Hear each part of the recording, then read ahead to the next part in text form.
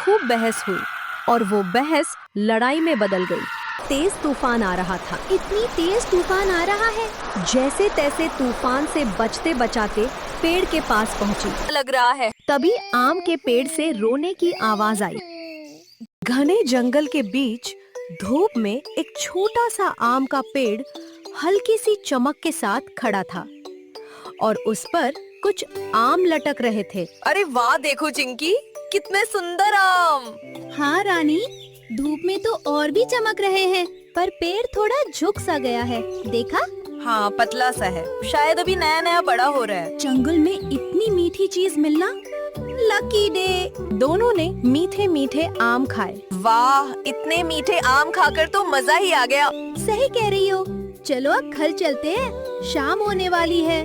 दोनों अपने घर के लिए उड़ चली। अगले दिन सुबह दोनों फिर से आम खाने के लिए पेड़ के पास पहुंची तो उन्होंने देखा कि एक बंदर पेड़ की टहनी पर लटका हुआ है। सुनो बंदर बेटा, तुम इस पेड़ पर मत लटको, ये आम का पेड़ अभी छोटा है। बेटा, ऐसे लटकने से इसकी टहनी टूट सकती है। टहनी टूटे तो टूटे, मैं क्या करूं?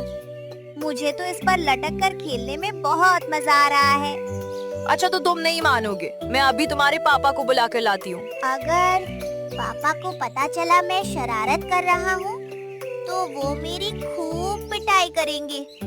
यहाँ से चले जाने में ही मेरी भलाई है। अपनी पिटाई के डर से बंदर वहाँ से चला गया। बच्चे कितने भी शरारती हो जाएं, लेकिन अपने पापा का नाम सुनकर सारी शरारत भूल जाते हैं। चिंकी, मैं सोच रही हूँ कि क्यों ना हम ये आम तोड़कर जंगल के बाजार में इसे बेच दे। हाँ, अच्छा आइडिया है। तो चलो, देर किस चीज की, तुम इतने आम तोड़ो और मैं घर से खाली टोकरी ले आती हूँ। चिंकी आम तोड़ने लगी और रानी खाली टोकरी लेने चली गई। जब तक रानी टोकरी लेकर आई, चिंकी ने खूब सारे आम तोड़कर नीचे इकट्ठे कर दिए थे। दोनों ने टोकरी में आम रखे और टोकरी उठाकर जंगल के बाजार में चल पड़े। आम ले लो आम, बढ़िया मीठे आम, नहीं है ज्यादा दाम, आम ले लो आम। आइए आइए आइए, बढ़िया मीठे आम ले जाइए। जो भी पशु पक्षी बाजार आता, उनके आम बेचने के अंदाज और आम की खुशबू से अट्रैक्ट होकर सीधा उनके पास आम खरीदने आ जाता। कुछ ही समय में उनके सारे आम बिक गए। धीरे धीरे दिन बीतते गए। रज्जो, जब से ये दोनों चिड़िया आम बेचने आई हैं, तब से हमारी कमाई बहुत कम हो गई है। हाँ कल्लो, हमें कुछ तो करना होगा, नहीं तो हम बिल्कुल गरीब हो जाएंगे। आज इनका पीछा करके ये देखते हैं कि ये आम लाती कहाँ से है। अगले दिन कल्लो और रज्जो दोनों ने चिंकी और रानी का पीछा किया। अच्छा, तो ये है वो आम का पेड़। देखो तो, यहाँ से टोकरी भर के आम ले जाकर कितना पैसा कमा लिया है इन दोनों ने। रज्जो, मेरे पास एक आइडिया है, क्यों ना हम आज रात को आकर ये सारे आम तोड़ लें और फिर हम इसे बाजार में बेच दें। ठीक है कल्लो, तो मिलते हैं रात को। सूरज ढलते ही जैसे रात हुई, कल्लो और रज्जो दोनों आम के पेड़ के पास पहुंची। चलो कल्लो, जल्दी से सारे आम तोड़ लेते हैं। दोनों ने आम तोड़ने शुरू किए और कुछ ही समय में उन्होंने पेड़ से सारे आम तोड़ दिए। इतनी सारे आम, अब तो हम भी बहुत जल्दी अमीर हो जाएंगे। अगले दिन जब चिंकी और रानी आम तोड़ने आई, तो बिना आम के पेड़ को खड़ा देखकर बहुत दुखी हुई। ये क्या, सारे आम कहाँ चले गए? बेचारा आम का पेड़ कितना सूना सूना लग रहा है। तभी आम के पेड़ से रोने की आवाज आई।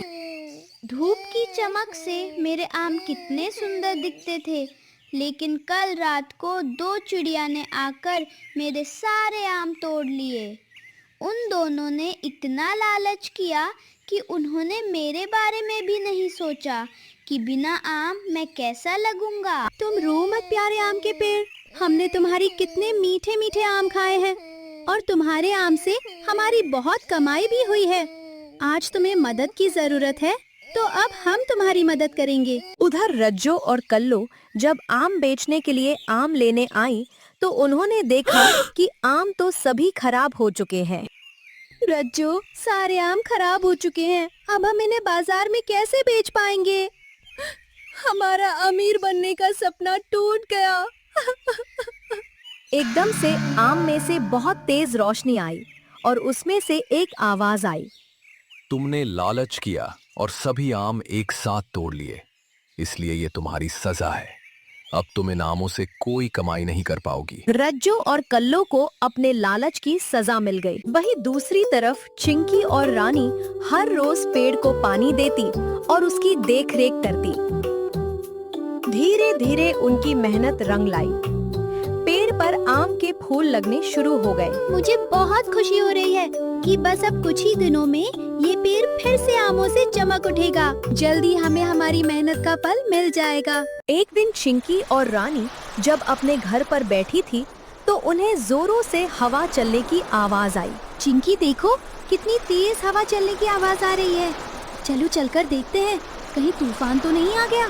दोनों ने बाहर आकर देखा तो बहुत तेज तूफान आ रहा था। इतनी तेज तूफान आ रहा है, हमारा छोटा सा आम का पेड़ इतने तूफान में कैसे टिक पाएगा? हमें उसको किसी चीज से बांध देना चाहिए ताकि वो गिरे नहीं। हाँ, चलो रस्सी लेकर चलते हैं। रानी और चिंकी दोनों तूफान में भी आम के पेड़ को बचाने के लिए चल पड़ी। तूफान इतनी तेज था कि आम का पेड़ बहुत जोर जोर से हिल रहा था। मैगी और चिंकी जैसे तैसे तूफान से बचते बचाते पेड़ के पास पहुंची। हे भगवान, हमारा आम का पेड़ तो बिल्कुल गिरने को और है। चलो चिंकी, जल्दी करो, हमें इसे गिरने से बचाना होगा। चिंकी और रानी ने समय बर्बाद किए बिना दोनों पेड़ को बांधना शुरू किया। कड़ी मेहनत करके आखिरकार चिंकी और रानी ने पेड़ को सहारे के लिए दूसरे पेड़ों से बांध दिया। मैगी, अब हमारा आम का पेड़ बिल्कुल सुरक्षित है। चलो अब हम घर चलते हैं। दोनों अपने घर को चल पड़ी। अगले दिन जब चिंकी और मैगी आम के पेड़ की देखरेख करने के लिए आई तो उन्हें ये देखकर बहुत हैरानी हुई कि पेड़ पर तो खूब सारे आम लगे हुए हैं। अरे वाह, पेड़ पर इतने सारे आम। लेकिन मुझे ये समझ नहीं आ रहा कि रातों रात इतने आम कैसे लग गए। तभी आम के पेड़ से आवाज आई। मैं एक जादुई आम का पेड़ हूँ। मेरे आम कभी खत्म नहीं हो सकते। तुम्हारी परीक्षा लेने के लिए ही मैंने ये सब नाटक किया था। तुम अपनी परीक्षा में पास हो गई हो। मैं तुमसे बहुत खुश हूँ। मैं तुम्हें वरदान देता हूँ। मांगो, तुम्हें क्या चाहिए? थैंक यू आम के पेड़, लेकिन अभी हमें कुछ नहीं चाहिए। आपके आमों को बेचकर हम खूब पैसे कमा रहे हैं। अगर कभी हमें किसी वरदान की जरूरत होगी तो हम आपसे जरूर कहेंगे। चिंकी और मैगी को अपने अच्छे कर्मों का फल मिल गया। लेकिन कहानी यही खत्म नहीं होती है। कुछ दिनों बाद चिंकी की नानी चिंकी के घर आई। वाह नानी, कितना अच्छा दिन है, आप आज मिलने आई। मेरा भी बहुत दिनों से आपसे मिलने का दिल कर रहा था। बेटा, अब मैं इसी जंगल में तुम्हारे साथ ही रहूंगी। ये तो बहुत अच्छी बात है। लेकिन नानी, आप इतने उदास क्यों लग रहे हो? बेटा, हमारे जंगल में एक भूतिया आम का पेड़ है। उसके आम हम सबको डराते हैं, इसलिए अब उस जंगल में रहना हमारे लिए मुश्किल है। क्या भूतिया आम? मुझे तो ये सुनकर ही डर लग रहा है। कोई बात नहीं नानी जी, आप यहाँ रह सकते हैं। हमारा जंगल बहुत अच्छा है और हमारे जंगल में एक जादुई आम का पेड़ भी है। एक दिन चिंकी की नानी घर के बाहर उदास खड़ी थी। तभी चिंकी अपनी नानी के पास आई। नानी जी, क्या हुआ? आप उदास क्यों हैं? बेटा, मैं छोटी थी तब से उस जंगल में रहती थी और अब इस उम्र में जंगल को छोड़कर आना पड़ा। मुझे अपने जंगल की बहुत याद आती है। नानी जी, आप मेरे साथ जादुई आम के पेड़ के पास चलो। चिंकी ने जादुई आम के पेड़ को भूतिया आम के पेड़ के बारे में बताया। भूतिया आम? ये भूतिया आम का क्या चक्कर है? ये तो वहीं जाकर ही पता चलेगा। तभी एक चमक पेड़ में से निकली और एक बोलने वाला आम उसमें से बाहर आया। चलो चलते हैं उस भूतिया आम की मिस्ट्री को सुलझाने। चिंकी और आम नानी के पीछे पीछे चल दिए। यही है बेटा हमारा वो प्यारा सा जंगल। लेकिन उस भूतिया आम की वजह से अब सब इसे हॉन्टेड जंगल के नाम से जानने लग गए हैं। बच्चों, इतना लंबा सफर करके तुम थक गए होंगे।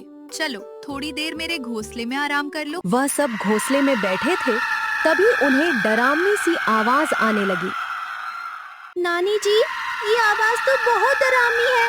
मुझे बहुत डर लग रहा है। डरो मत, मैं हूँ ना। मैं जाके देखता हूँ कि ये आवाज कहाँ से आ रही है। डरावनी आवाज का पीछा करते करते जादुई आम भूतिया आम के पास पहुंचा। तुमने इतना शोर क्यों मचा रखा है? क्या चाहिए तुमको? तुम कौन हो? ये जंगल मेरा है। इस जंगल में मेरा राज है। तुम यहाँ से चले जाओ, नहीं तो मैं तुमको मार दूंगा। पूरा जंगल कभी भी किसी एक का नहीं होता है। जंगल में सभी पशु पक्षी एक साथ मिलजुल कर रहते हैं। तुम चुपचाप से अपना ये डराने का नाटक बंद करो, ताकि सभी पशु पक्षी यहाँ पर खुशी खुशी रह सके। दोनों में खूब बहस हुई और वो बहस लड़ाई में बदल गई।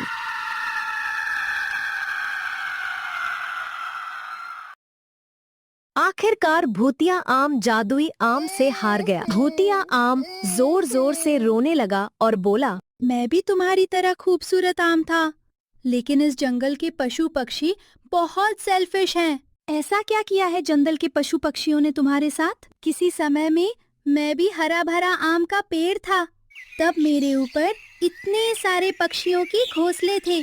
उन सबकी चहचहाहट से खूब रौनक लगी रहती थी। उन सबको देखकर मुझे बहुत खुशी होती थी। लेकिन जब मैं बूढ़ा हो गया और मुझ पर आम लगने बंद हो गए, तो सभी ने मुझसे किनारा कर लिया और उस अकेलेपन में रहते रहते एक दिन मैं इस दुनिया से चला गया और मैं एक भूत बन गया। तब से ही मैं इन पूरे जंगल वालों को सबक सिखाने की सोची और इनको डराना शुरू कर दिया। तुम रो मत मेरे प्यारे दोस्त, हमारा काम है अपना कर्म करना। उन सब की तरफ से मैं तुमसे माफी मांगता हूँ और मैं उन सबको समझाऊंगा कि उन्होंने क्या गलती करी है। प्लीज तुम अपना ये गुस्सा खत्म करो और उन्हें माफ कर दो, तभी तुम एक अच्छे आम के बीज बन पाओगे। मैं तुम्हें मिट्टी में दबा दूंगा और सभी जंगल वाले अपनी गलती को सुधारने के लिए तुम्हारी देखरेख करेंगे।